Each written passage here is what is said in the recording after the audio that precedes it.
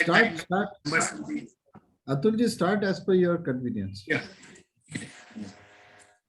A very good evening to all present here. Respected CA Manoj Fadnis sir, past President ICAI, respected attendees who are present here, respected Chairman CARC in absentia.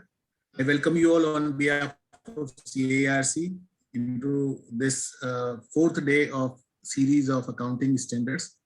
Friends, today we are having with us our past President CA Manoj Fadnis sir, who is an authority on accounting standards and standard on auditing and practices. He is going to cover three topics, AS21, AS22 and AS23.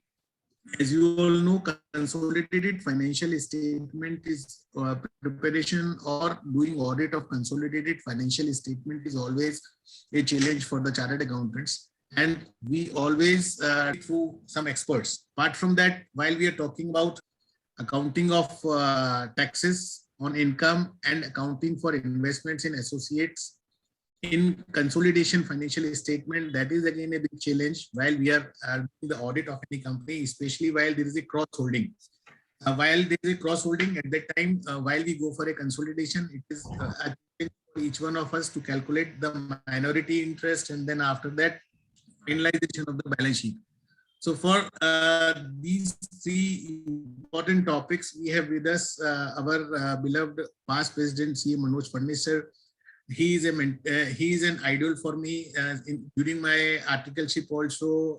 Whenever I came to know that he is delivering he is taking a session, I always try to avail that opportunity.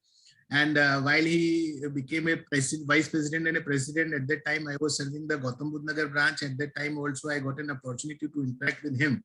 So he is a person who can teach us in such a simple way so that we would be in a better position to understand how to handle the difficult situation while we are going for a consolidation of financial statements, especially while there is a tricky situation, especially while there is a cross holding, because that is the challenging job. So without taking much of the time, I request Manoj Fadnis sir to start his deliberation. And I'm sure at the end of the session, we will be taking the question and answers, and he is going to resolve most of our queries, maybe during the deliberation itself. After that, after the session also, we will take up the queries with him. So over to CA Manoj. This is for you, sir. Thank you, Atulji. Thank you very much for this wonderful opportunity. I must admit, Atulji has been taking so many webinars, organizing so many webinars throughout the year. My compliments to you, Atul Bhai, for the excellent work which you and the Central India Regional Council has been doing in terms of organizing so many webinars.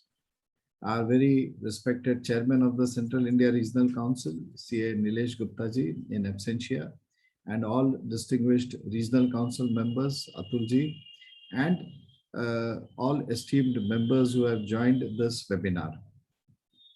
Friends, as we sit in the last week of December, most of us would be busy in filing income tax returns or tax audit returns and other such professional work which occupies our time at the end of the calendar year.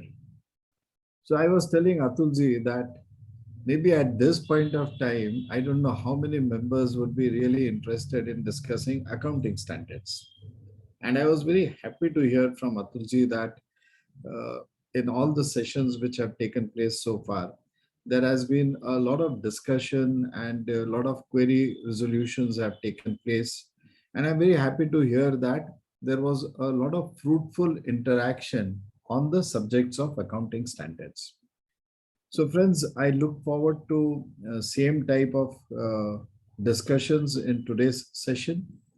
As Atulji has mentioned, I have been given three topics to discuss: AS 21, 22, and 23. I will take up AS 22 first, which is on taxes on income, and then I'll take up the two standards on consolidation, AS 21 and AS 23.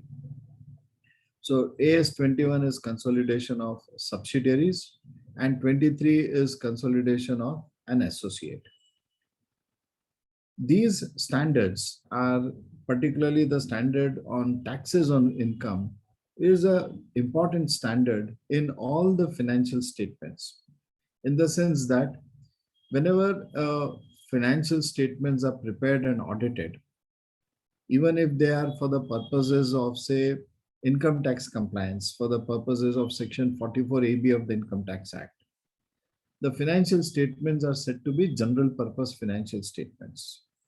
Because basis these financial statements, the assessee or the auditee can take these financial statements to banks, to other institutions, and raise loans.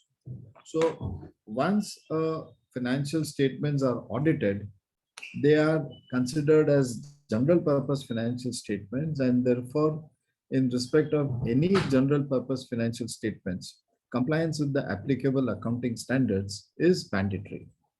So if you look at the mandatory nature of accounting standards, when the institute says that accounting standards are mandatory, they are mandatory in the sense that when the audit opinion is issued and we say the financial statements give a true and fair view, so the truth and fairness of financial statements is demonstrated by the fact that they are in compliance with the applicable accounting standards.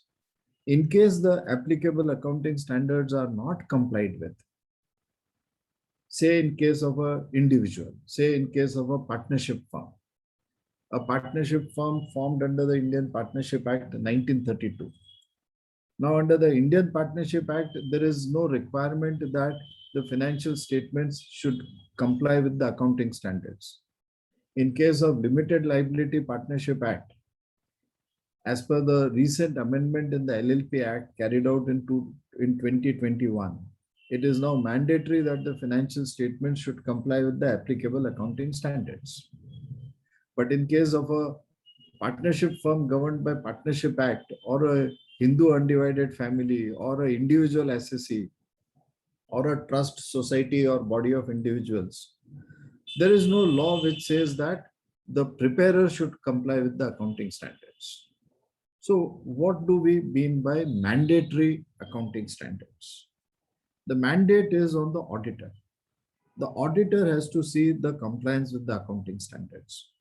And if the accounting standards are not complied with, then it is not that we are required to qualify, but there should be an emphasis of matter, so that the users of the financial statements will understand that these financial statements have not been prepared as per applicable accounting standards, and therefore the outcome which is given in the financial statements, the profit and loss or the financial position as per the balance sheet, may be different had the accounting standards been complied with.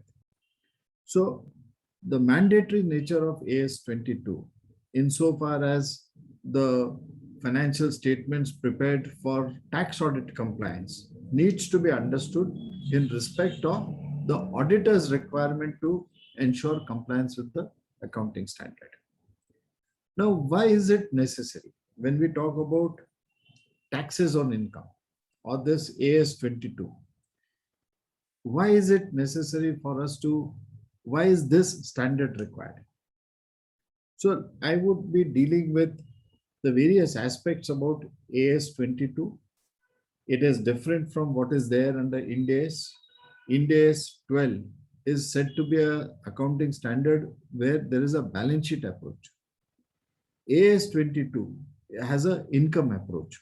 So these are some of the things we will discuss as we go through AS 22. So first, I would discuss with this standard on taxes, deferred tax assets and deferred tax liabilities. And then we will touch upon the standards on consolidation, AS 21 and 23.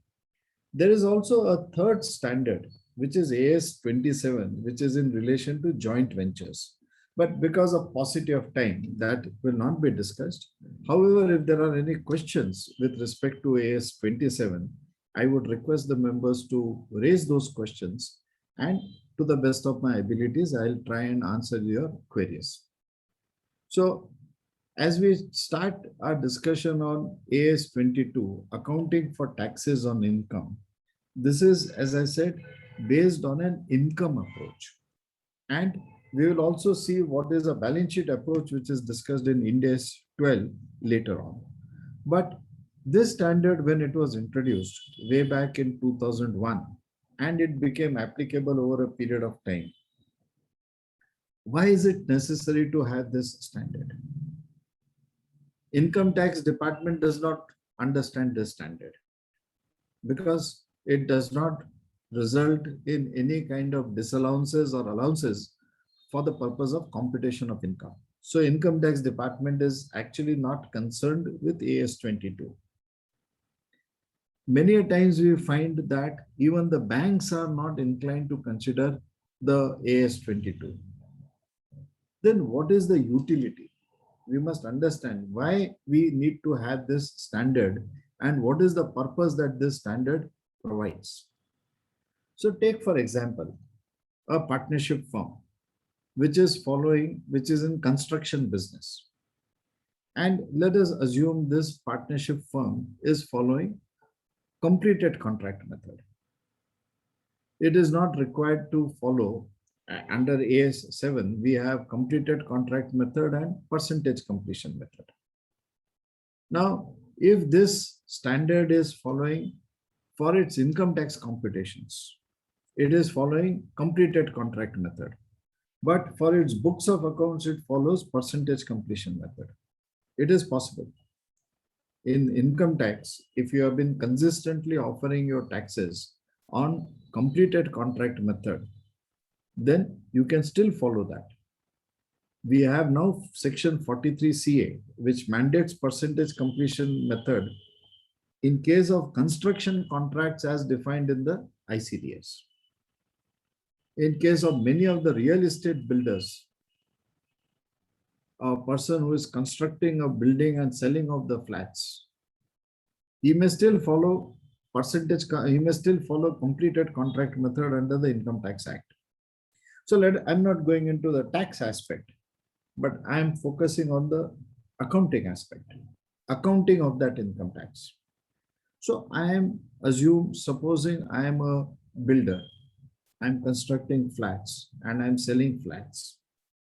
For the purpose of my books of accounts, I'm following percentage completion method. I'm following let us say I'm a partnership firm for better understanding. I'm a non-corporate entity following for the purpose of maintenance of books of accounts, percentage completion method. But for my income tax purposes, I'm offering my income on completed contract method. Now what happens is, my contract, let us say, is for 10 crores of revenue. And against 10 crores revenue, I'm going to incur a cost of, let us say, 6 crores. So my profit will be 4 crores over the construction period. But, and also assuming that I take, say, 2 years to complete my contract. So in the first year, I've completed 40%. 40% is, say, 4 crores of my revenue I've recognized. And if my income is, my cost is assuming, say, total cost is 8 crores, and out of 8 crores, 40% is, say, 3 crores 20 lakhs. So 1 crore 80 lakhs I'm showing as income in the first year. And balance 6 crores of revenue and balance 4.8 crores of my cost and balance 2.4 crores of my profit I disclose in the second year. So in the first year, I have 40% of my revenue. So my 40% revenue, 40% cost, and 40% of my profit. So if my total profit is 2 crores, 40% of that 80 lakhs I'm considering in the first year. And remaining 1.2 crores, I'm considering it in the second year. Now, what my tax liability is on completed contract method. So the entire tax that I'm going to pay on my project, I'm going to pay in the second year. So in the first year, my current tax is 0. That is, my tax payable in the first year is 0. And in the second year, my entire tax liability will be in the second year. So I will show income of 80 lakhs in the first year, and I will not show any tax liability in the first year. But AS 22 comes in and it says that if there is a liability to pay and it is not being accounted for because of the tax provisions, you make a provision for deferred tax liability. And therefore, my financial statements, when they go to the bankers, they go to others, being general purpose financial statements, will reflect that tax liability which has been deferred in the first year to the second year. And accordingly, my correct financial position, my correct performance of my financial performance will be reflected, because this standard matches the tax with the year in which the income is being accounted.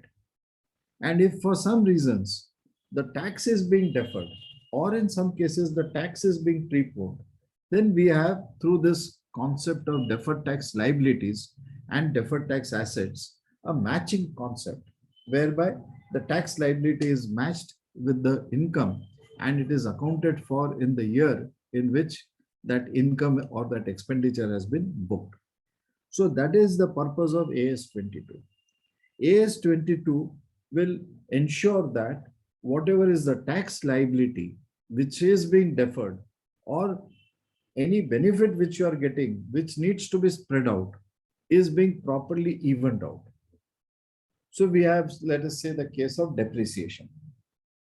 Under our accounting standard 10, earlier it was AS 6, now it is revised AS 10.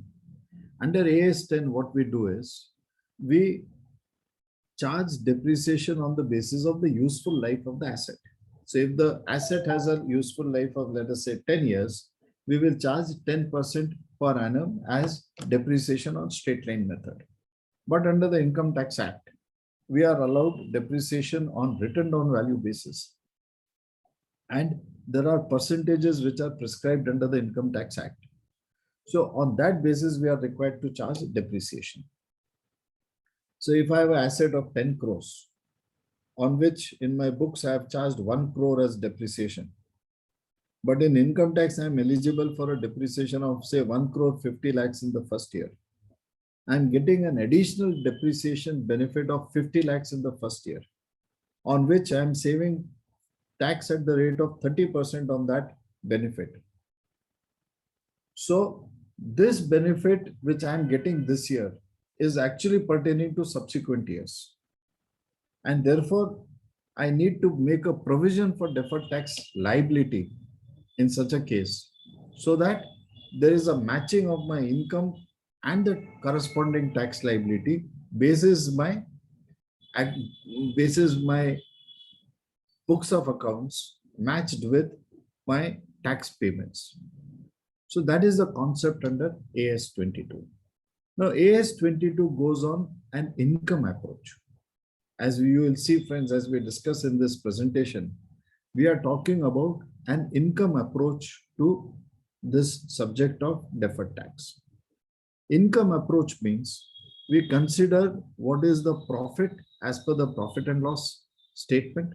Earlier, we used to call it a profit and loss account. Now it is being referred to as statement of profit and loss.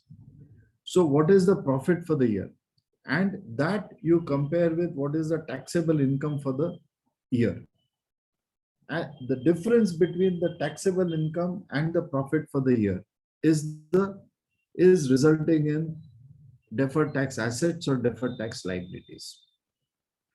This is the income approach. In a balance sheet approach as given in Ind AS 12, we look at the accounting base and the tax base of all assets and liabilities. We don't look at the profit and loss statement, but we go to the balance sheet. And in the balance sheet, we look at what is the accounting base and what is the tax base. Now, in the first year of operations, the deferred tax assets and liabilities measured as per AS 22 and as measured under Ind AS 12 will generally be the same. So In my example, my asset is of 10 crores. I am charging depreciation on straight line method. 1 crore I have charged in the first year. My written down value of the asset is 9 crores in the books of accounts. In my income tax computation on 10 crores, I have charged depreciation at the rate of 15%. My written down value is 8.5 crores.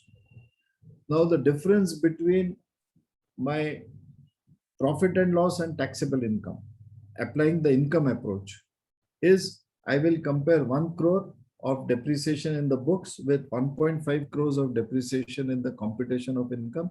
The resultant difference is 50 lakhs. If I apply the balance sheet approach, the accounting base of my written down value of the assets is 9 crores. The written down value of the assets as per the gross block under section 32 of the Income Tax Act, read with section 43, is 8.5 crores, and the difference is also 50 lakhs. So in the first year, you may feel that there is no difference between the income approach and the balance sheet approach. If only these are the types of items which are to be there, then there will never be any difference between the income approach and the balance sheet approach. But friends, the methodology of computing depreciation under the Income Tax Act is completely different as compared to how we do it under the books of accounts. For instance, if there is a sale of the assets, the sale price is reduced from the gross block of the assets under the Income Tax Act. Section 43 of the Income Tax Act, which defines the cost of the asset. Cost of the asset is, we consider a block of assets. In books of accounts, we are considering components. So there is a machine, and we drill down on that cost of the machine to arrive at the component of that machine. Whereas under the Income Tax Act, we aggregate all machines together and consider a block. So the methodology applied in books of accounts and income tax is far different. Whenever any asset is sold, the selling price is reduced from the block of the assets. If an asset is purchased, the cost price is added. In books of accounts, what we do is the price of the asset, what is reduced from that gross block is when the asset is sold, the written down value of the asset is compared with the selling price, and we find out what is the gain or loss on the sale of the fixed assets. We don't reduce the entire selling price from the fixed assets account. So because of these changes, over a period of time, the written down value of the assets as per the books of accounts will be different from the written down value of the assets as per the gross block under the Income Tax Act.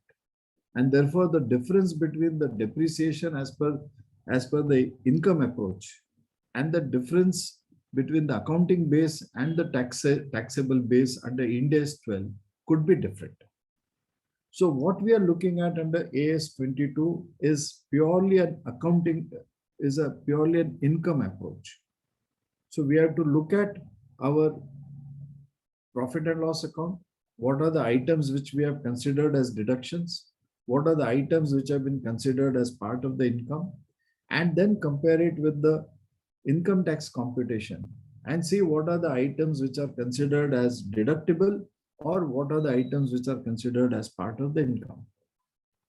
Certain items of income can be taxed only on a cash basis.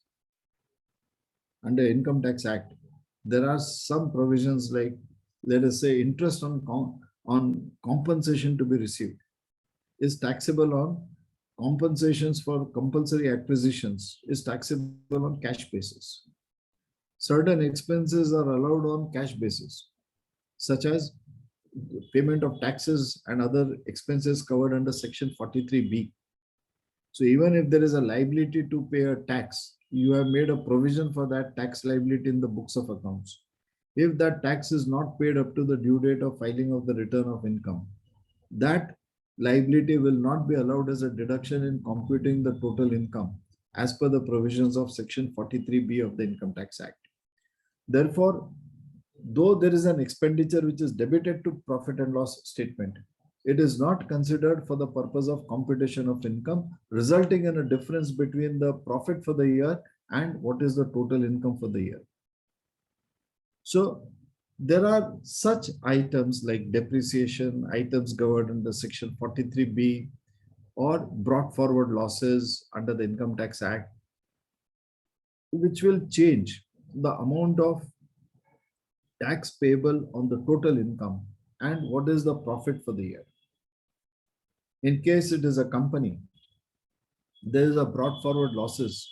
Those brought forward losses are required to be adjusted against profits for the year before you declare dividends, as per Section 123 of the Companies Act. But if there is a change in the shareholding, then under Section 79 of the Income Tax Act, if more than 51% of the shareholders have changed hands, that loss cannot be carried forward for the purposes of computation of income. Depreciation allowance, unabsorbed depreciation allowance is allowed to be carried forward. So these are various reasons which lead to difference between income as per the profit and loss statement and what is the taxable income under the Income Tax Act. So AS 22 is trying to bridge these differences, and we look at what we say permanent differences and timing differences. So when we look at the various items which I've already illustrated, which could result in these differences, we would then be identifying and looking at these differences from the point of view of what is a taxable, what is a permanent difference, and what is a timing difference. Now, permanent differences are differences which originate in one accounting period, but they do not reverse. And timing differences are differences which originate in one period and are capable of reversal in one or more subsequent periods. Capable of reversal. Standard uses very specific language. It is not necessary it will reverse, but it is capable of reversal in future years. Now take for instance, I have, let us say, incurred certain payments in cash, and therefore that cash payment is being disallowed as per the provisions of Section 40A subsection 3. Now this difference between my books of accounts and my taxable income is what is a permanent difference, because this difference will never reverse in future. Having paid cash in excess of 10,000 or having paid amount otherwise than by an account pay check or account pay draft or the prescribed online methods, that expenditure will not be allowed as a deduction neither in this year nor in the subsequent years, and therefore this will become a permanent difference. But if I have not paid, if I have not deducted tax at source on a payment, I have made a payment to a contractor on which I was required to deduct tax at source under Section 194C of the Income Tax Act. But having failed to deduct that tax at source, it suffers disallowance under, say, Section 40A(1)(a). 30% of the amount is added back to my total income. But the year in which subsequent year, if I deduct the tax at source, I can remedy that loss which I've suffered in the earlier year on account of disallowance of that expenditure under 40A(1)(a). So this results in a difference between my taxable income and my book profit in the first year. But this difference is capable of reversal in subsequent years. That is in the year in which I deduct the tax at source and deposit the tax at source, I can claim deduction for that amount. So this is an example of a timing difference. Another classic example, as we said, is under Section 43B. This year I am required to pay the taxes. I have not paid the taxes. Therefore, those taxes will be added back to my total income. But in next year, when I make the payment of these taxes, this tax amount will be allowed to me as a deduction in the subsequent year. So this is a case of a timing difference. So permanent differences are differences which are differences between our books of accounts and taxable income. But which will never revert in the future, which are irreversible in that sense. And timing differences are differences which originate in one period and are capable of reversal in a subsequent period. So we identify the differences and then split these differences into these two categories of permanent difference and timing difference. So the example, as I said, is depreciation is a reason for difference between resulting in a timing difference. 10% you charge in the books of accounts, 15% you get in the Income Tax Act. And over a period of time, what happens is initially you charge less in the books, claim more in the income tax, and in subsequent years, you charge the same amount in the books of accounts, but what is allowed as a deduction goes down.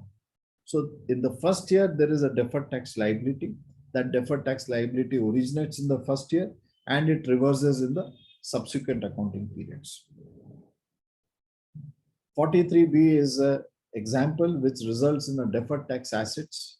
You have paid tax in the first year because the income tax, or say the tax liability was not paid, and therefore that expenditure was disallowed under section 43B.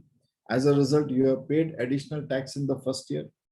In the subsequent year, when you discharge that tax liability under section 43B, you get a deduction. And when you get a deduction, so whatever tax you have provided for in the first year reverses in the subsequent year. So difference in depreciation result in a deferred tax liability, and differences which are attributable to the provisions of provisions like section 43B of the Income Tax Act result in a deferred tax asset in the first year. Now, under AS 22, this conservative approach or this concept of prudence is of a higher degree as compared to Ind AS.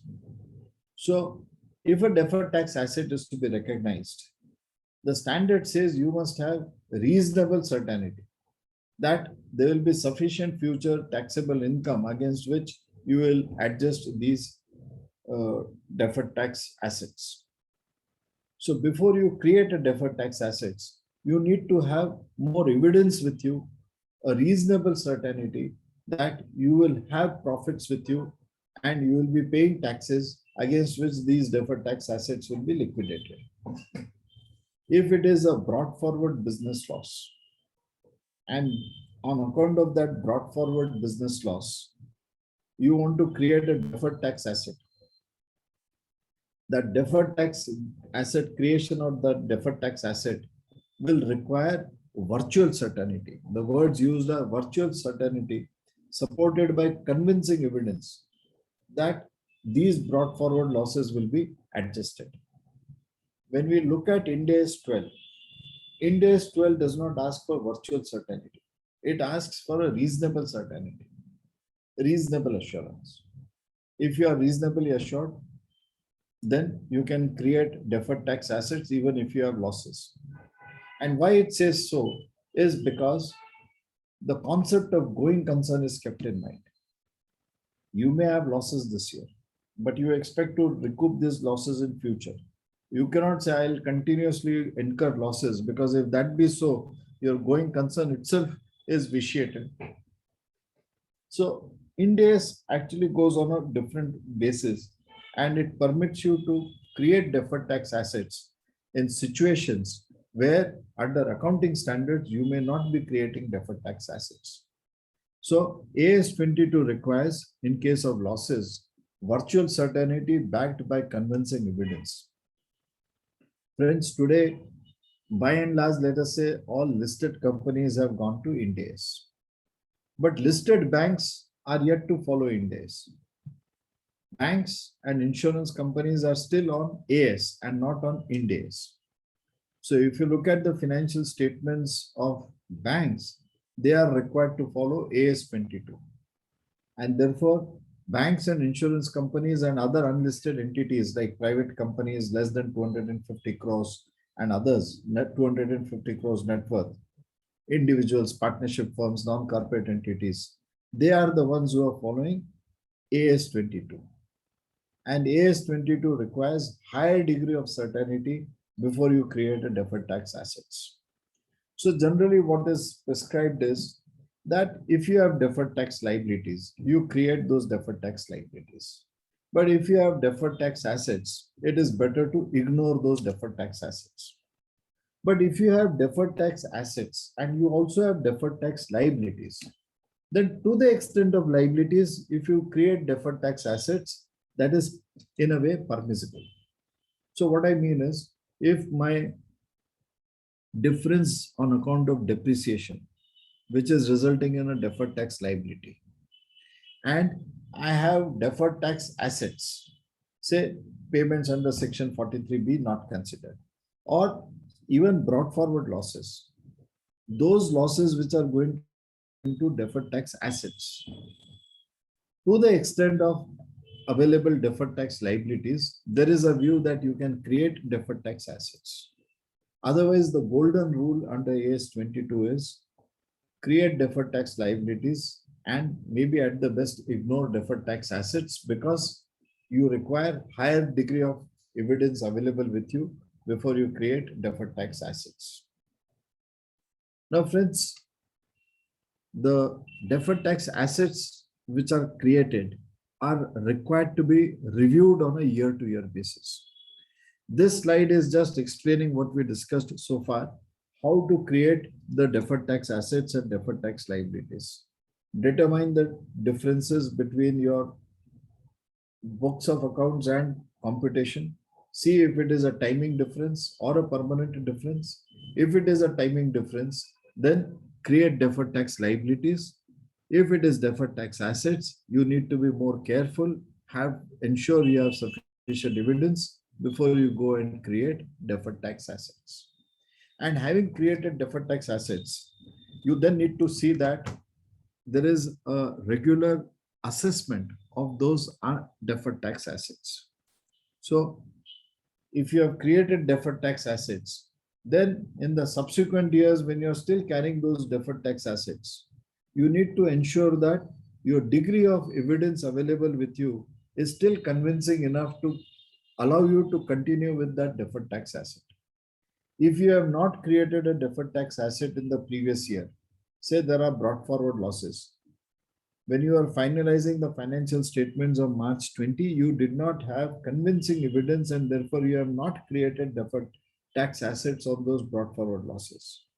In March 21, when you are finalizing the financial statements as of 31st of March, and you find that there are brought forward losses, but this year you are expecting, you're already earning profits in this year, you are paying advance tax in this year, then that can be considered as a virtual certainty in terms of realization of those deferred tax assets.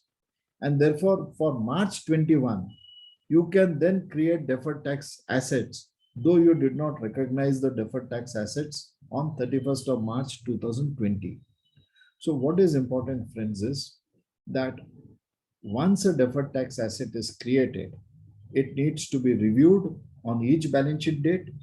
And similarly, if you have not created a deferred tax asset, you still need to visit it in the subsequent years and see that if you are in a position to create deferred tax assets, you create deferred tax assets. The standard is not saying that don't create deferred tax assets.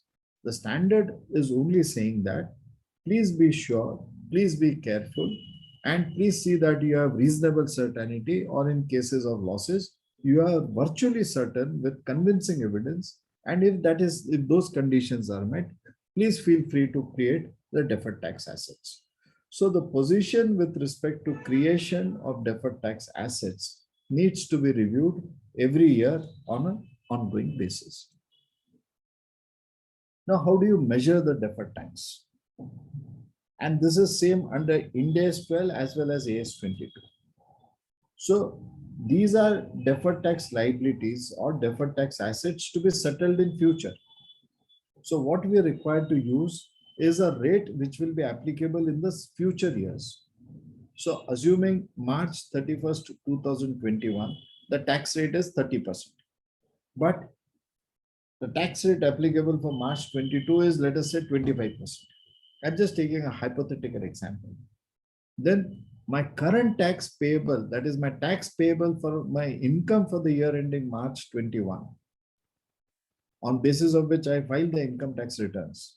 That will be measured using the tax rate of 30%, which is applicable for the year ending March 21, assessment year 21-22. Let us say in our example 30%. But since the rate which is applicable for the subsequent years is, let us say, 25%, therefore, for measuring deferred tax assets and deferred tax liabilities, I will use the tax rate which is applicable for March 22. So deferred tax is measured basis the rates which are applicable for the future years or which are enacted, or as the standard says, substantively enacted. In our country, we are on this matter in a relatively comfortable position, in the sense that the budget is presented on 1st of February now, and before 31st of March, the law is enacted. So we know what are the tax rates in the subsequent years. So the standard says use the tax rates which are applicable for the future years, which are enacted or which are substantially enacted, significantly which are in place. Now, these tax rates, tax assets, tax liabilities which are used for measuring the future years, am I required to discount those deferred tax assets or deferred tax liabilities? So the answer is no. In AS, we do not have this concept of discounting in a way, except under AS 28 for the purposes of measurement of impairment losses. We calculate the present value of the future cash flows and find out if there is an impairment loss. Or maybe under AS 15 for the purposes of actuarial valuations, some degree of present value is used. Otherwise, AS does not have this concept of discounting. And neither the deferred tax assets nor the deferred tax liabilities are required to be discounted. Friends, under Ind AS, while Ind AS gives a lot of emphasis for the time value of money, when you consider the time value of money, you need to discount the assets and liabilities to find out the present value of the cash inflows or cash outflows. Even under Ind AS, the deferred tax assets and the deferred tax liabilities are not required to be discounted. So the principle of non-discounting of deferred tax assets or liabilities is same under AS 22 and under Ind AS 12. Now the question comes, where do you present these deferred tax assets? How do you disclose these deferred tax assets or deferred tax liabilities? Friends, accounting standard has certain limbs to it. The limbs means certain structures on which the standard is based. So these common structures are recognition principles, measurement principles, and then finally presentation and disclosure principles. So we have considered what is how to recognize deferred tax, how to measure deferred tax, and then the question comes, how do you present the deferred tax? So under AS, the suggestion is, or the requirement is, you show it separately from current assets and current liabilities. It is required to be disclosed separately on the face of the balance sheet. And under Ind AS, it is required to be disclosed as part of the non-current assets or non-current liabilities. Given the kind of Schedule 3 which we have, it is common that even under AS, you show the deferred tax liabilities or deferred tax assets as part of the non-current liabilities or non-current assets. Now, what are the disclosures required? The disclosures are, what are the components of your deferred tax assets and deferred tax liabilities? What are the items which have resulted in deferred tax assets and deferred tax liabilities? Is it only the depreciation? Is it on account of 43B aspects? Is it on account of brought forward losses on which you have considered deferred tax assets? So whatever is the components, those components are required to be disclosed. Many a times it could happen that you have different rates which are used for measuring the deferred tax. For instance, The capital gains is being measured at 20%. Business income is being taxed at the rate of 30%. So for the purposes of deferred tax, you may have taken a weighted average tax rate. So whatever is the tax rate which is there has to be disclosed. Then if you have deferred tax liabilities and you have deferred tax assets, then there is this principle of offsetting. The offsetting principle says that if you are legally entitled to offset your deferred tax assets and deferred tax liabilities, that is your current tax and deferred tax, then you can, if you are legally intended to do that, if you have a tax liability and a tax asset and you are entitled to legally offset it and you intend to offset it. So two things. One, there should be legal permissibility. And second is your intention to settle it on a net basis. Then you can offset your deferred tax assets and deferred tax liabilities, and you can offset your current tax liabilities with current tax assets. So if you have paid advance tax, you have paid advance tax of say 1 crore and your tax liability is 75 lakhs. So you have made a provision for 75 lakhs and you have a current asset of 1 crore. Now you can offset this. You can offset this because your balance sheet, you will not, now you will be, what is required is you will get a refund of 25 lakhs. So you can offset this. If your tax liability is 1 crore 50 lakhs and you have paid advance tax and TDS of say 1 crore, so 50 lakhs is payable. Therefore, you can offset this and show a net liability of 50 lakhs. In many of the published financial statements, it is observed that the tax provisions and advance tax paid are not adjusted. So this is not correct. AS 22 requires you to adjust it. But assuming you have a tax refundable in a foreign jurisdiction and tax payable in the Indian jurisdiction, and under the income tax law, you cannot offset whatever tax you have to pay in India against whatever is the tax receivable in the foreign country. So legal permissibility should be there. And if that legal permissibility is there, then the question of intention is to be seen. And thereafter, you can offset a current tax asset or a current tax liability, and similarly a deferred tax asset with a deferred tax liability. This principles of offsetting, friends, is very important. This principle is actually applicable and it is more defined under Ind AS than under our AS. In AS 22, we find a reference for this. But if you have a debtor and a creditor, say there is a same party, I have supplied goods sold goods to a company, and the company is appearing as my debtor for say 1 lakh of rupees. I have purchased certain goods from that company to the extent of 60,000 rupees. So net, I have to receive 40,000 from that company.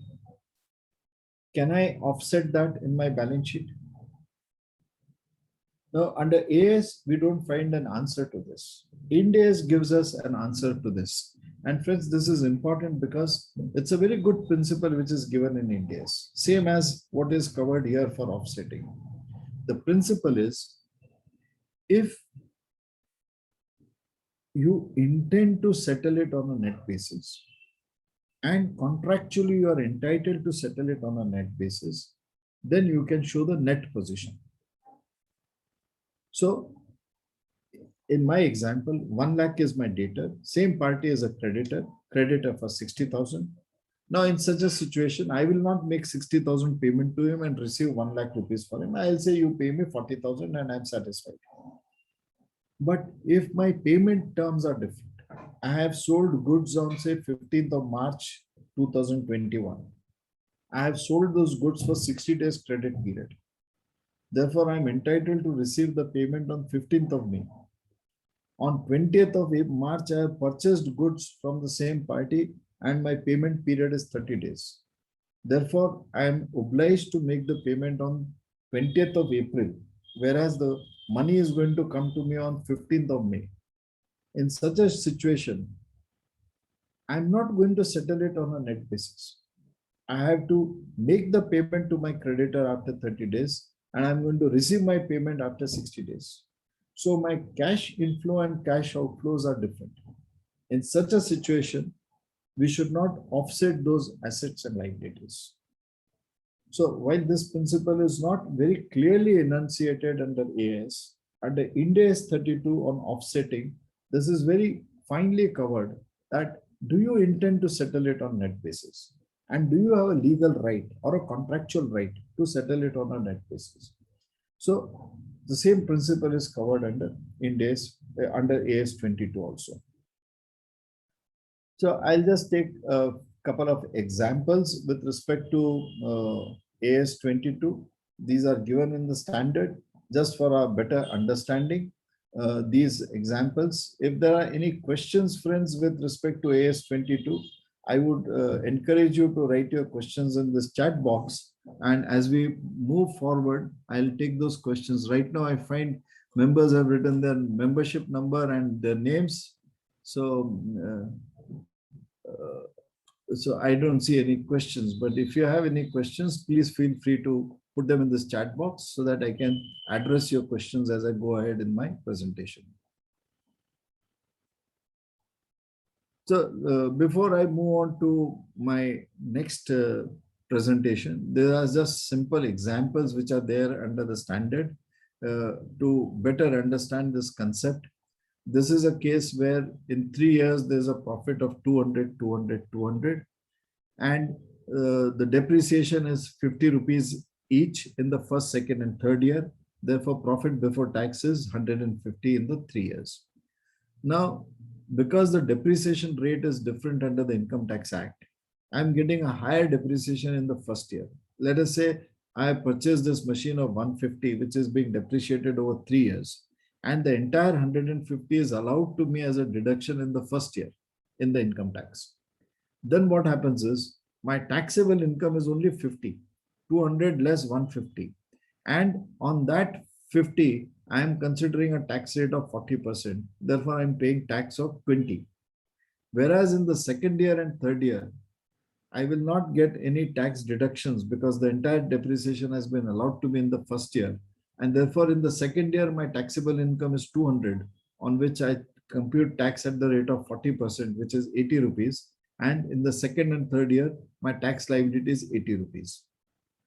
Now, this is where AS 22 steps in. AS 22 says you have claimed higher depreciation of 100 in the first year.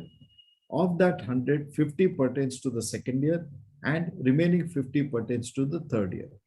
So on this 100, which is the additional depreciation allowed in the income tax, the tax rate is 40%. So 40% of 100 becomes what is allowed to be extra. That becomes my tax expense in the first year. And therefore, 40 is my deferred tax asset, a deferred tax liability. 20 is my current tax, and total tax expense becomes 60. In the second year, 50 is the depreciation difference which reverses in the second year. And therefore, 20 is the reversal of that deferred tax liability which is reversing in the second year. And therefore, this 20 gets reduced from the current tax of 80 and the net tax expense is 60. And similarly is done in the third year. So what we understand from this example is because of the difference in the tax law, we are getting more benefit in the first year and less benefit in the second year and third year. Now that benefit is being judiciously transferred over a period of 3 years. And the tax expense has been, the total tax expense has been equated. So current tax plus deferred tax is the tax expense. And the tax expense becomes 60 in each of the 3 years. So that is what has been tried to be achieved through AS 22. Similarly, friends, there are examples with respect, and there are accounting entries which are given in AS 22. I need not go through them in detail. Similarly, if there is a loss and that loss is being adjusted in subsequent years, assuming you have virtual certainty, there's virtual certainty backed by convincing evidence, you create a deferred tax asset in the first year, and that reverses in the subsequent years, and you find that your tax liability is in a way is matched out properly over the period to which that benefit is there. So that is how this deferred tax uh, helps in matching the tax liability with the year in which that income is being considered in the P&L. So I'll stop here, Atulji, on my presentation with respect to AS 22. I don't see any questions right now. There is one question from Priyesh Agarwal ji. Yes, sir. For me, can I read the question, sir? Yes, sir. Please, sir. Priyesh ji is saying, sir, this offsetting principle is to be followed assessment year wise or on the total balance. Tax versus provision for tax. So offsetting is to be tested every year. And when we have a deferred tax asset and a deferred tax liability, then in that context, we look at what is the, we would look at what is the, whether there's a legally permissible and the intention to settle it. Accordingly, you can offset the deferred tax assets and deferred tax liabilities, and similarly, you can offset current tax and current tax assets versus current tax liabilities. So very good questions, but it is to be done at the end of the reporting period. This is the only question, sir, which was there. Fine, I appreciate, because this standard has been there now for 20 years, and all of us have applied this standard many times, so I'm sure the queries would not be there. Nevertheless, if there are any queries later on also, please do let me know, and we can deal with those queries. So friends, I would now go over to my presentation on AS 21 and 23, which is with respect to the consolidations. AS 21 deals with subsidiaries and AS 23 deals with associates. Now, before I come to the standard, let us bear in mind that before Companies Act 2013 became applicable, so we are talking about the period before 1414. That time, there was no law which mandated consolidation. Companies Act 1956 did not mandate consolidation. SEBI, under its law, had issued regulations wherein the listed companies were required to prepare consolidated financial statements. So it was an obligation under the SEBI law that the stock exchanges where the companies, their equities or their securities were listed, debt or equity, where their securities were listed, under the obligations of the stock exchanges, the companies had to prepare consolidated financial statements. So it was more under the SEBI law that consolidation was taking place till 2013. Now, SEBI law applied to listed companies. Unlisted companies, private limited companies, which were not governed by SEBI law, had no obligation to prepare consolidated financial statements. So what AS 21 said is that the standard itself did not mandate consolidation. Standard does not say you prepare consolidated financial statement. But the standard said that if consolidated financial statements are to be prepared and presented, then that has to be in accordance with the applicable standard. So we have three standards dealing with the concept of consolidation. AS 21 for the purposes of subsidiaries, AS 23 for the purpose of associates, and AS 27 for joint ventures. Under Ind AS, we have Ind AS 110, which covers subsidiaries. Under Ind AS 110, the concept of holding and subsidiary is far more elaborate than what we have under AS 21. So the control, as we understand in terms of Ind AS 110, is not just de jure but even de facto. If you look at the definition of control as given under the Companies Act, it is actually a very, very wide definition which is given under under Section 2 under the Companies Act, which defines control. But here under AS 21, what we are talking about is a control which is less rigorous as compared to what we have under Ind AS 110. So in case of AS, consolidations under AS, certain entities may go out of consolidation, but they may be required to be consolidated if 110 is applied, because the concept of consolidation under 110, as I said, is much wider in its implications as compared to AS 21. So what is control? How is control defined? And it is a very simplistic definition, more in line with what was the definition of a holding company, subsidiary company under the Companies Act 1956. Because this standard also came into existence in 2001. This was notified in 2001. And therefore, the concept of consolidation was based on the law which was prevailing at that point of time, not just in India, but even in terms of the accounting which was prevalent globally. So control here refers to your ability to appoint more than 50%, to have more than 50% ownership in a company, or your ability to appoint more than one half of the directors on the board of a company. Now, what happens is, in case of a company, let us say, there is a company where I have 3 directors. I have, let us say, 60% shareholding. I have another party, another shareholder, who has 40% shareholding, who has only 2 directors. Okay. So I am holding more than 50% equity. I am holding more than 3 directors on the board of the company. So I will say I have control as per this definition. And therefore I'll treat it as a subsidiary. But assuming under the shareholders agreement, I have given all management rights to the other party. I have 3 directors, but I have given the entire management right to those parties. I have said the operating decisions will be taken by the directors appointed by the other partner. The major decisions will be taken by the other party. Who are the suppliers, who are the customers, whom to appoint, whom not to appoint, all will be taken as part of the operating decisions.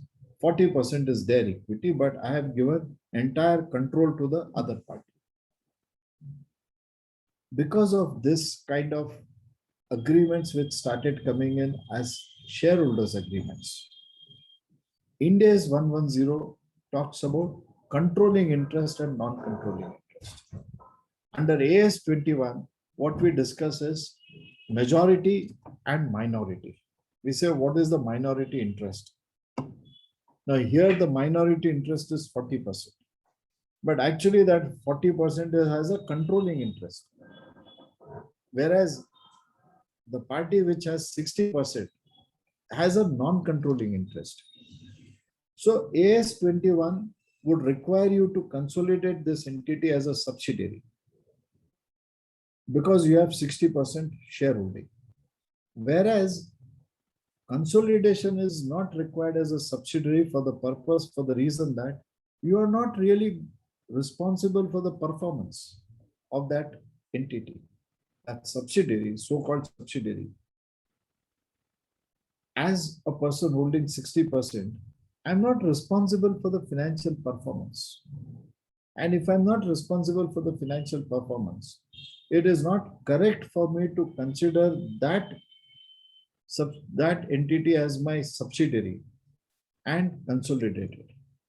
So actually what happens is, say my turnover is 100 crores. I have this investment on another company which is 60% holding, but I don't have control. When I say it is my subsidiary and I consolidate it as a subsidiary, I will add up my turnover and the turnover of that subsidiary and say this is my turnover. So my turnover is 100 crores. that other entity has a turnover of say 200 crores, I will say my turnover is 300 crores. And at the end, I will say 40% of this belongs to my minority interest. Whereas I have not been responsible for that 200 crores turnover. So if I include that turnover as my turnover, my shareholders are going to see my turnover of 300 crores, whereas what they should see is only 100 crores as my turnover. In today's capital market economy, we know that the top line is at times more important than the bottom line. We have seen so many companies which have been consistently incurring losses, but they had a huge amount of valuations because of the turnover, because of such matters. So turnover matters. And if I am showing a turnover of 300 crores, whereas what I should show is only 100 crores. So this simplistic definition of control as given in AS 21 has certain limitations. But when you apply AS 21, what you see is only two parameters. Do you have more than 50% of investment as equity shares? Not the preference shares, the equity shares.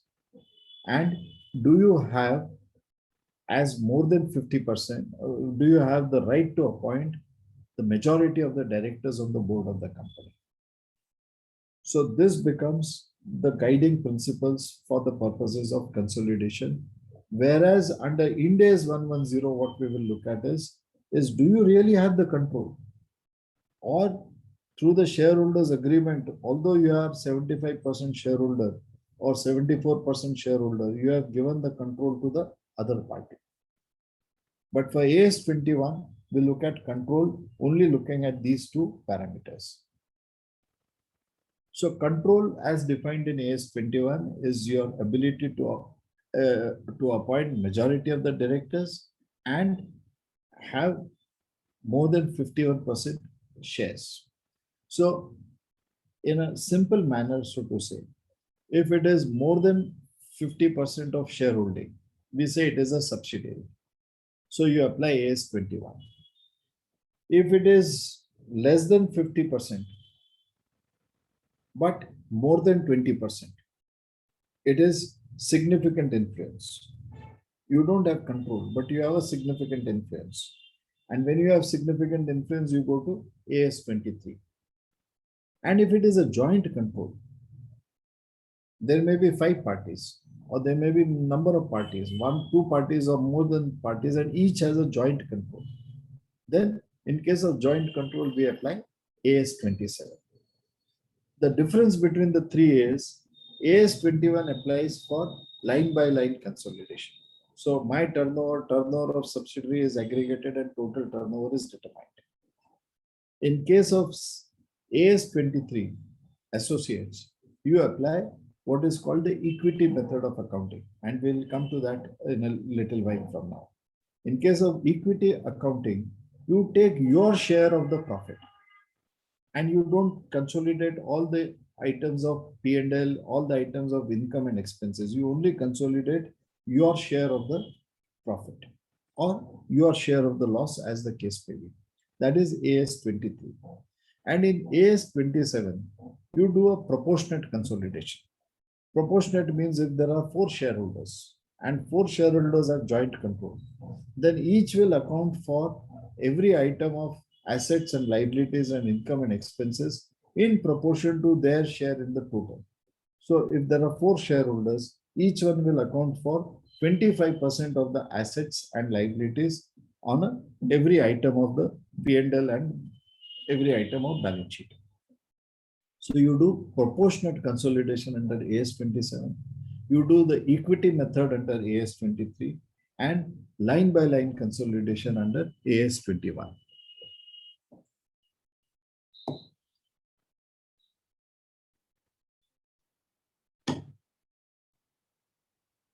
Now, the concept of control requires you to have majority of the board of directors. Now, assuming that it is a non-corporate entity, and in case of a non-corporate entity, there is no board of directors.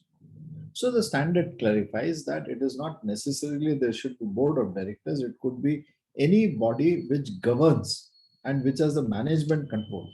If on that board you have more than 50% of your representatives, you can say you have a control.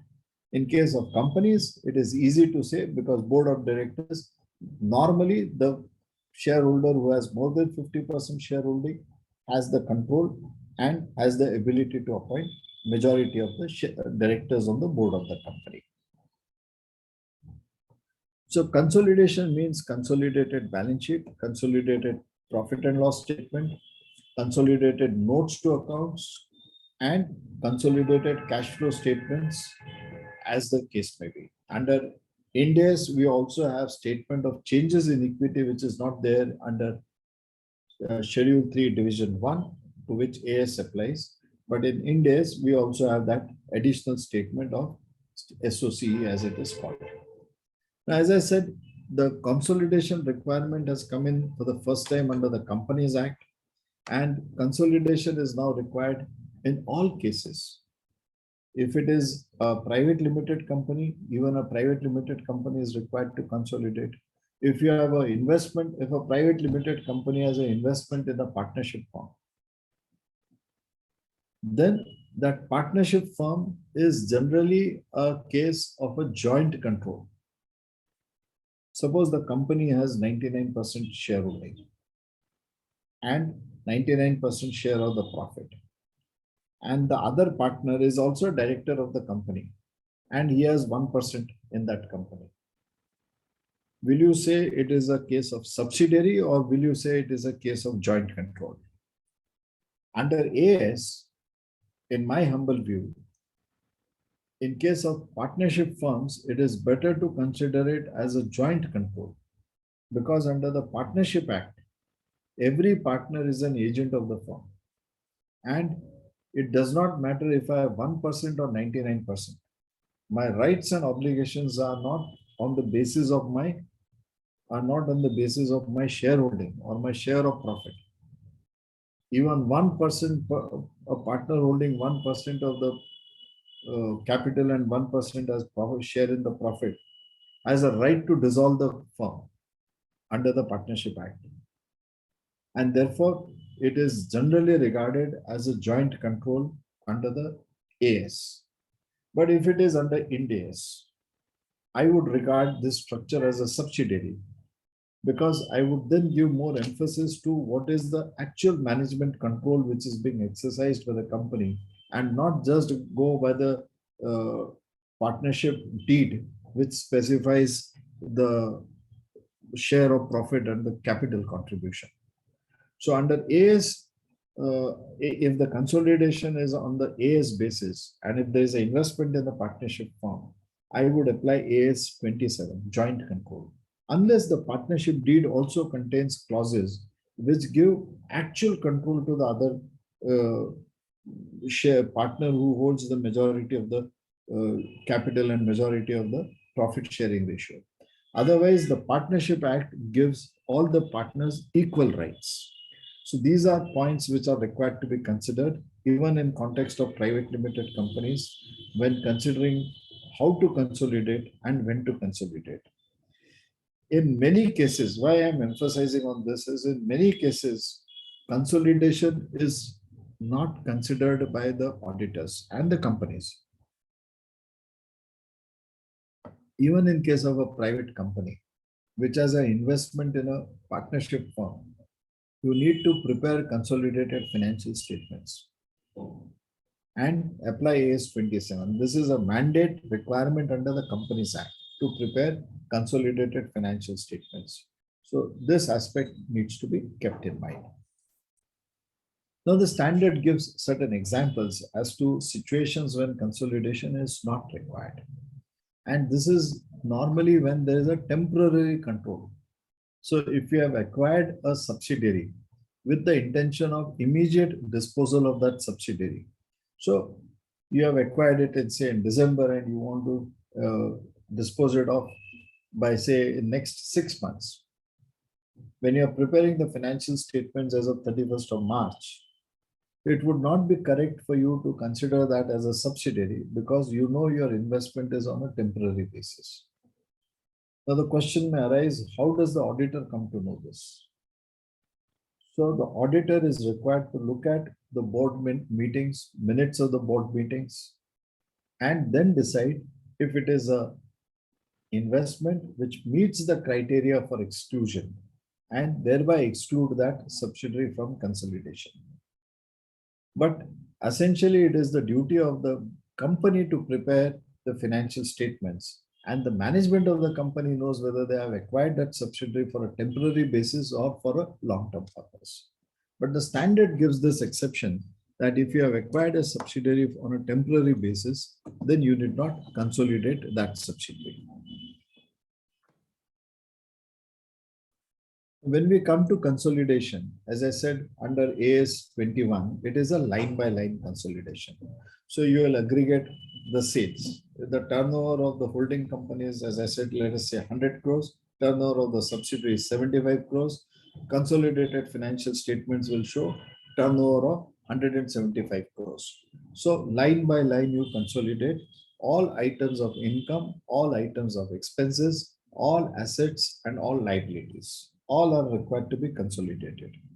But if there are intergroup transactions, say the holding company has sold it to the subsidiary. So it appears as a sales in the books of the holding company. It appears as a purchases in the books of the subsidiary. Then the standard requires that what is your sales outside the group? That is important. Internal group's turnover is not reflective of your total external performance. So all such transactions which result in intra-group transactions are required to be eliminated. So say 10 lakhs sales made by holding company to the subsidiary company, 10 lakhs appearing as sales, 10 lakhs appearing as purchases in the books of the subsidiary, you knock them off. If it is purchases are eliminated, sales are eliminated, but assuming there is a stock which is lying with the subsidiary.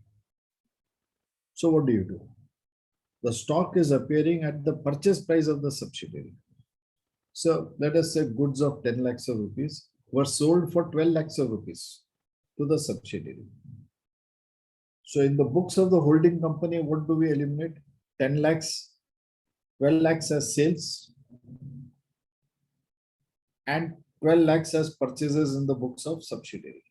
Both get eliminated. Now this 2 lakhs profits which is appearing will also have eliminated. Otherwise you are unnecessarily showing 2 lakhs of profits. But if there are stock lying with the subsidiary, so there is a stock of say the subsidiary purchased goods of say 12 lakhs of rupees, which cost was 10 lakhs. And at the end of the year, say goods of 2 lakhs of rupees are still lying as a stock with the subsidiary. So what is the cost price of that stock in the hands of the holding company? And at that cost price, that stock lying with the subsidiary will be valued in the consolidated financial statements.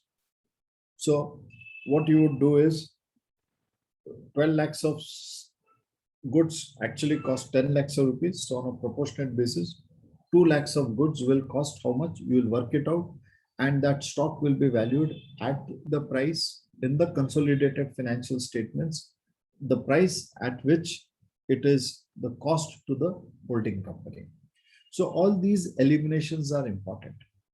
Now, sometimes it can happen that there is a sale by the holding company, which is a fixed assets in the books of the subsidiary. So what you have done is you have eliminated that purchase of the fixed assets. You have eliminated that selling, what was the sales in the books of the parent company. But that machine is there in the books of the subsidiary, which would then be appearing at the cost at which it appeared in the books of the cost to the holding company. And depreciation will be calculated on the cost price and not on the selling price in the hands of the subsidiary company. So these are important procedures which are required to be performed when we consolidate. Though it is line by line consolidation, but adjustments are required for the purposes of all such intra-group transactions to see that the net amount is what appears in the consolidated financial statements. Then we come to this concept of goodwill. So suppose a company acquires the shares. One is you create a subsidiary. So when you have formed a subsidiary, you made an investment in the original capital of the company. So you created, you acquired the subsidiary, in a way, incorporated the subsidiary. So the share price, what is the share capital appearing in the books of the subsidiary, and the investment appearing in the books of the holding company is one and the same. So when you consolidate that, the holding company's investment and the share capital in the books of the subsidiary get knocked off. But if the investment is by way of acquisition of shares, so for a 10 rupee share, you have paid 15 rupees. So your investment is, say, of 1 lakh shares, you invested 15 lakhs of rupees and you got 10 lakhs as share capital. So when you knock it off, you will reduce from the asset side of the holding company 15 lakhs, which is your investments. Against that, what you're reducing from the liability side of the balance sheet of the subsidiary is only 10 lakhs. So the difference will result in a goodwill. Goodwill which will arise to the extent of 5 lakhs of rupees. Similarly, if you have paid 8 lakhs of rupees to acquire a shares of 10 lakhs of rupees. So when you reduce 8 lakhs from the books of the holding company and 10 lakhs from the books of the subsidiary company as share capital, you still have to account for 2 lakhs as negative goodwill, or which is also called as capital reserves. So goodwill and capital reserve is the difference between what is the investment made by the holding company and what is the share price which is recorded in the books of the subsidiary. If the holding company has paid more, it appears as a goodwill, and if the holding company has paid less, it would be capital reserve in the consolidated financial statements. Then you need to identify the minority interest. So minority interest would be that if I'm holding in the holding subsidiary 60% and 40% belongs to other shareholders, then that 40% represents the minority interest. So because I consolidate the entire profits of the company, I will, in the consolidated financial statements, show what is the profit attributable to the parent and what is the profit which is attributable to the minority interest. So 60% of the profit is attributable to the parent and 40% is the profit which is attributable to the minority interest. So this minority interest is required to be computed both for the profit and loss as well as for the balance sheet.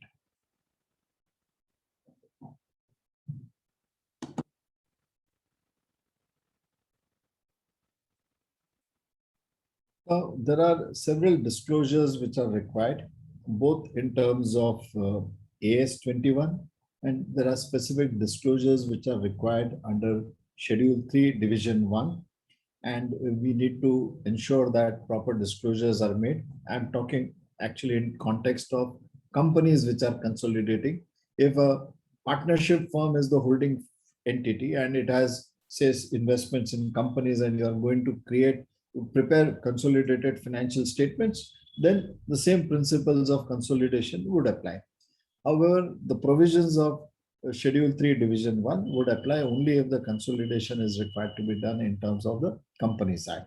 So these are the various disclosures which are required in terms of giving the list of subsidiaries under the Companies Act 1956. Earlier, we had a Section 212, and Section 212 required that you attach the profit and loss and balance sheet of every subsidiary to the financial statements of the holding company. And in those days, if my friends would recall, the balance sheets, the printed balance sheets would be thick in size, because if there are 100 subsidiaries, the financial statements of 100 subsidiaries have to be attached to the financial statements of the companies. Then came the concept of abridged financial statements. And when consolidated financial statements came in, there was a relaxation which was given that you do not attach the balance sheets of the holding company, but if any shareholder requires that, you have to provide the copies of the subsidiaries which are not attached with the holding company. And today, of course, in the internet world in which we live, the financial statements of the subsidiaries are required to be exhibited on the website of the holding company. So these are disclosures which are required. Otherwise, you need to give the names of the subsidiaries, the extent of your holding, whether the subsidiary is domiciled in India or it is a foreign subsidiary.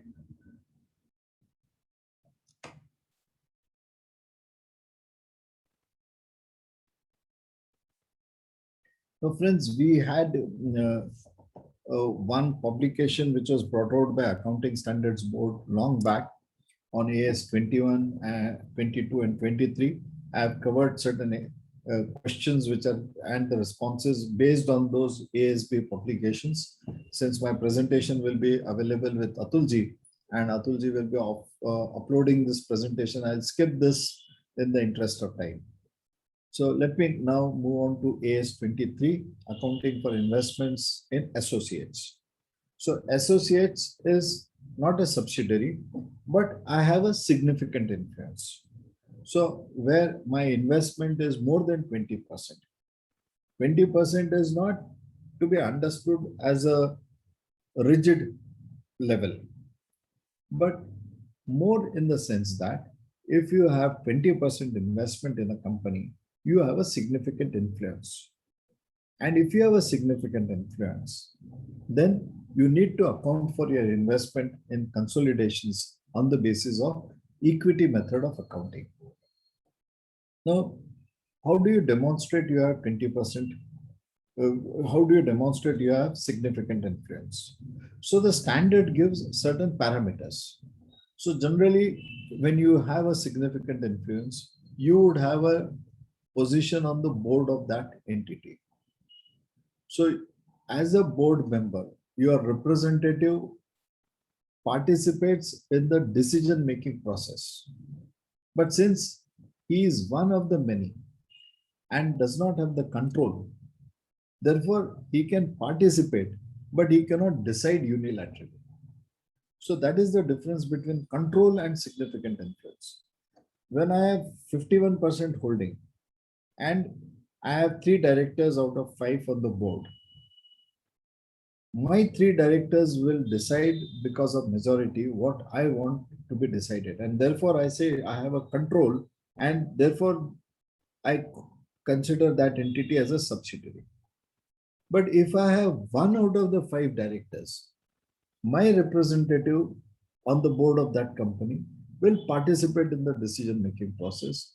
He will be privy to all that is being brought up before the board. He will know what are the operating plans, what are the future plans. He will be aware of all that. He can give his views. He can participate in the decision-making process. He can vote in favor or against a resolution. But he cannot ultimately control the manner in which the decision is to be taken. And therefore, significant influence is less than what is a control. And therefore, in case of significant influence, we do not have line-by-line consolidation. What we do is, if I have a 20% investment in that company, I will account for 20% of the profits or loss of that company in my consolidated P&L and say this is share of profit in my associates. So the equity method of accounting for an associate enables me to take my share of profit or loss from that enterprise. But I do not make a line-by-line consolidation. So supposing the turnover is of my associate is, let's say, 100 crores. I cannot add 100 crores turnover to my turnover in my consolidated financial statement. If the ultimate result of that company is only 1 lakh rupees profit, then I will say 20,000 belongs to me. I will not say 20% of the turnover is mine. I will say only 20% of the profit is mine. So the presentation which it gives, the impact which it gives the financial statements when an associate is consolidated is much lesser as compared to the impact which you get when you consolidate a subsidiary. And it could be other way around also. It could be a negative impact also. Assuming my subsidiary has huge losses, then all those losses come in my P&L. In case of an associate, I will say I will account for only 20% of that loss if my investment is to the extent of 20%. But the holding company will first take the whole loss on its financial statements and then say so much of this percentage belongs to the minority interest. So the impact which a consolidated financial statement has in terms of a holding company as compared to what it has in an associate company is different because of this concept of line by line consolidation in case of subsidiary and equity accounting in case of AS 23. Otherwise, the principles involved are similar, if not the same, because we don't do line by line consolidations. But if there are intergroup transactions, then those intergroup transactions have to be eliminated before you arrive at what is the amount which is required to be consolidated using equity method. Now, both in terms of subsidiary and in terms of associate, the date on which you have the control and the date on which you have the significant influence is very important to arrive at the amount of goodwill or capital reserve. So assuming I take say 60% of investment in a company on, let's say today, 28th of December 2021. So I need to draw a balance sheet as of 28th of December to find out what is the net worth or the net assets of this company on 28th of December. And then if my investment is 60%, then as of this date, what is the 60% worth of, what is the 60% net worth of that entity? And the difference between my investment and 60% of the worth of that company on today's date will decide what is my goodwill or capital reserve. And similarly, in case of significant influence, to arrive at what is my goodwill or capital reserve in that investment, I have to consider the net worth on this particular date. So the date on which you get the control or the significant influence is important, and it needs to be properly documented and to arrive at what is the net position. Many a times what is done is, if it is say 28th of December and you have 31st December results available with you, on a pro rata basis, you arrive at what is the net worth as on 27th of December or 28th of December. That is permissible if it approximates the actual results. If it does not, then it is better to get the financial statements prepared up to that date, get them properly audited, and then determine what is the quantum of goodwill or capital reserve. And this is common whether this is the same, whether it is a consolidation for a holding company subsidiary or an associate under AS or Ind AS. The principle of arriving at the goodwill or capital reserve is the same under AS as well as under Ind AS. So these are examples of what could be significant influence.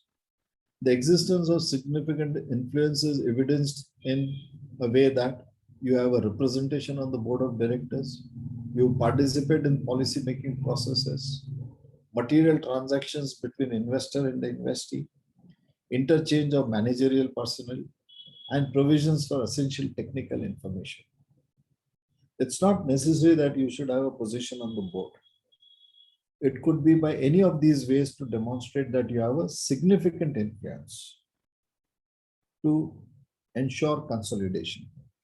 It may be that you have more than 20% investment, but if none of these factors are applicable, then you can't consider that entity as your associate.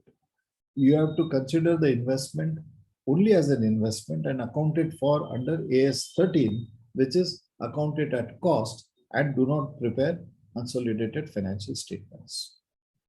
So significant influence, there are different parameters to suggest significant influence exists. The rebuttable presumption is if your investment is more than 20%, you have significant influence. If your investment is less than 20%, you do not have significant influence. But this is a rebuttable presumption, and rebuttable presumption means you can rebut that presumption.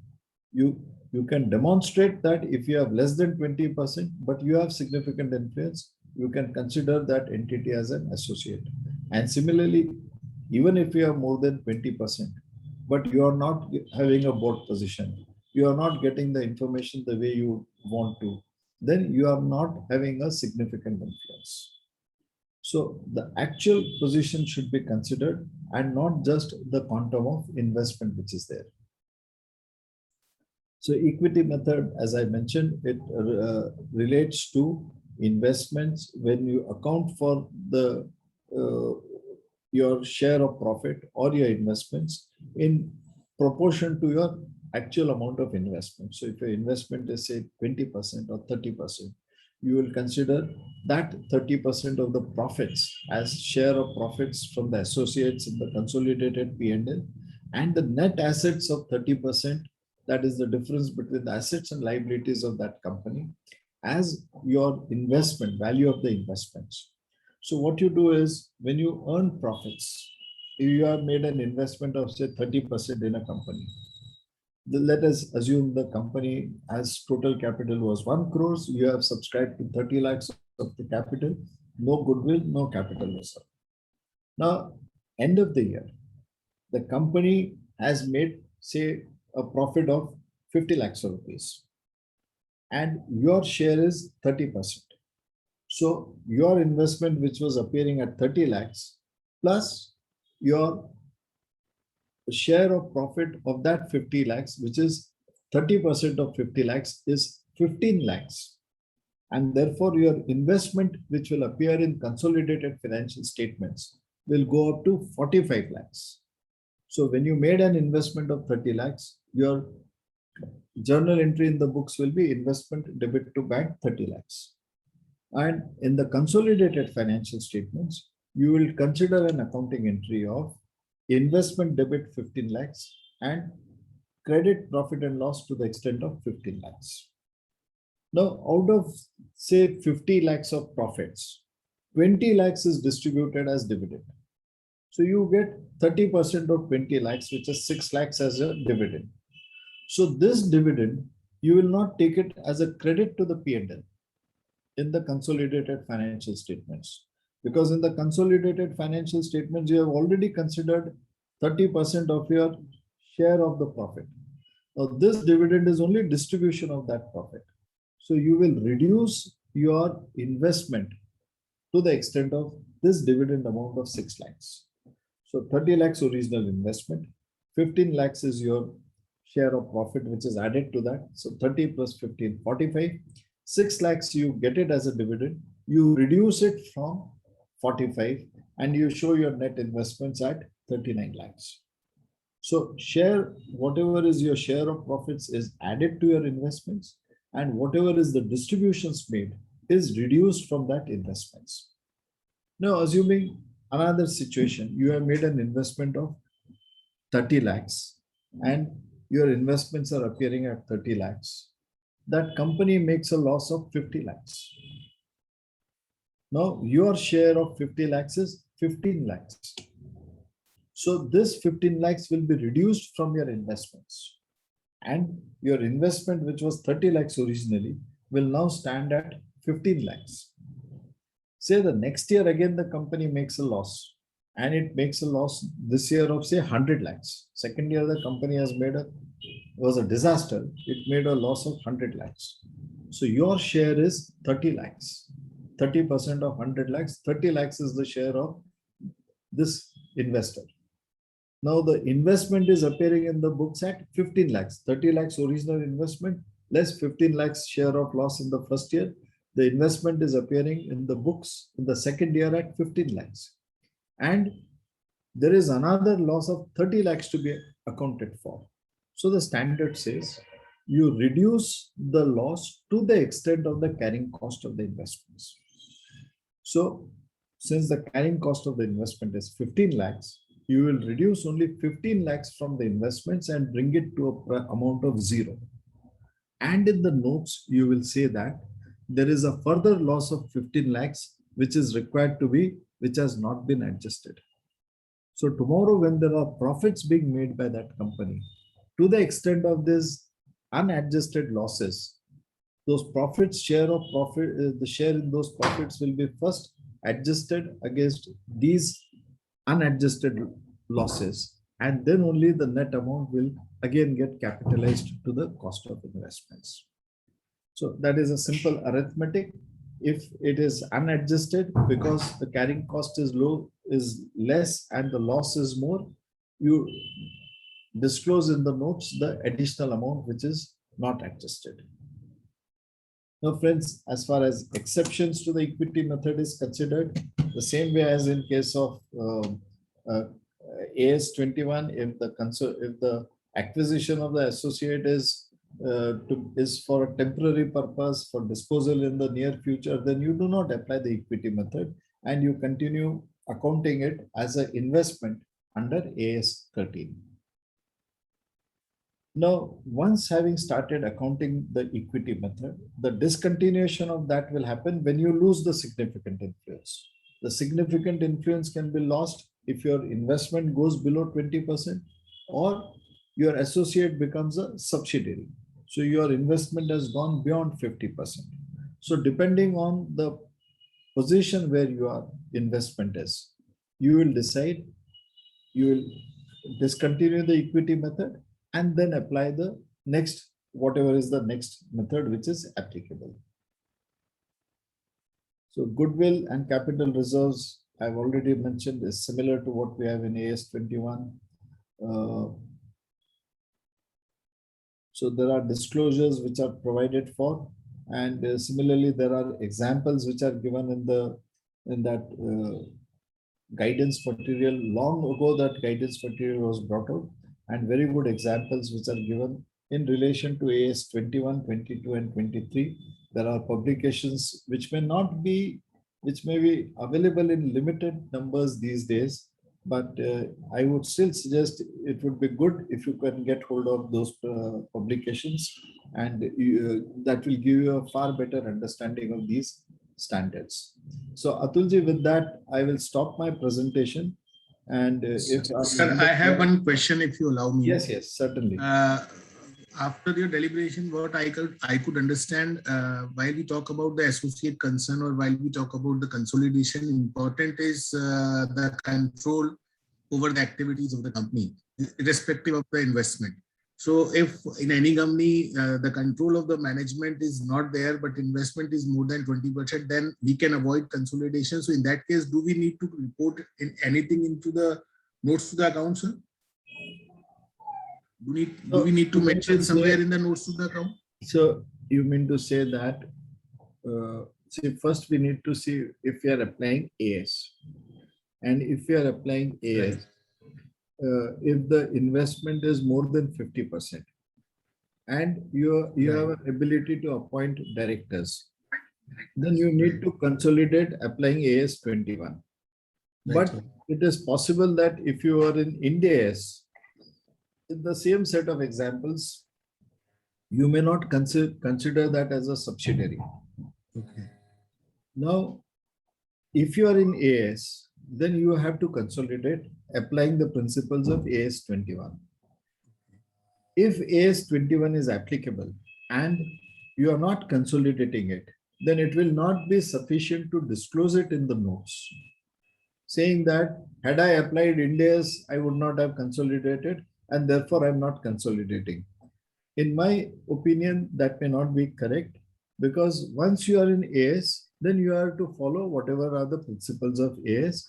And if a standard is applicable, then disclosure for not applying that standard will not be a good remedy for not applying that standard.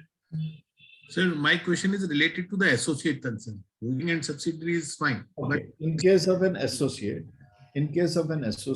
if you are not consolidating because you do not have a significant influence, you are, let's say you have an investment of 40%, but you don't have significant influence, then you are not required to prepare consolidated financial statements.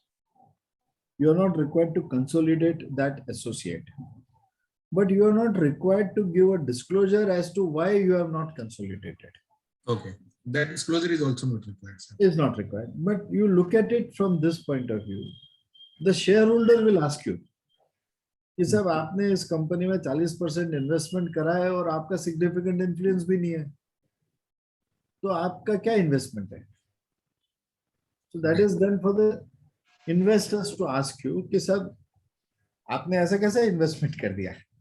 Ji sir, yes, got it. So for a company to say that I have investments more than 20% and I'm not consolidating it as an associate will reflect badly on the management. In normal sense, it may reflect badly on the management. So that aspect may be kept in mind by the company. Sir, really, I could understand the subject very easily the way you have explained, and especially the calculations of deferred tax. It was really easy to understand. I request the members, if you have any questions on the topics which has been covered by sir, please ask the questions.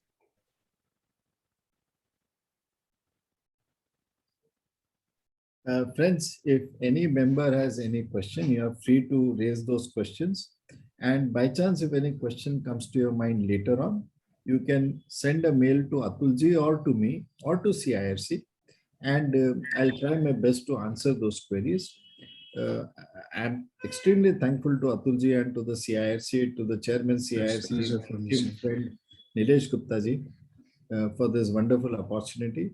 And I must once again appreciate all the efforts which Atul Bhai is taking in organizing these webinars. Thank you very much, Atulji. Sir, pleasure for me, sir. So at the end of this session, I my sincere gratitude.